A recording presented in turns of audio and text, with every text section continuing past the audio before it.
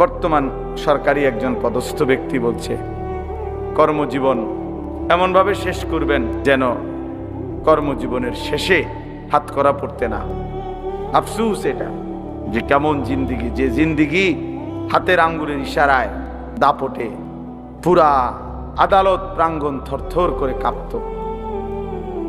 আজকে সেই মানুষ যখন আদালতে যায়, সাধারণ মানুষ পিছন দিয়ে থাপড়ায়, হায় অহংকারী, অহংকার, হায় ক্ষমতা, কি নিদারুণ অপমান।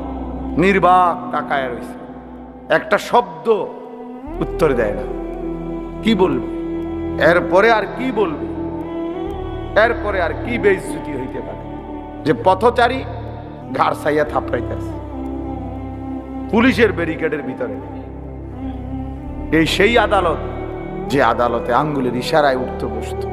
তাহলে অহংকারের দুনিয়া যদি এতটা অপমানজনক হয়, তার আখিরাত কি হবে?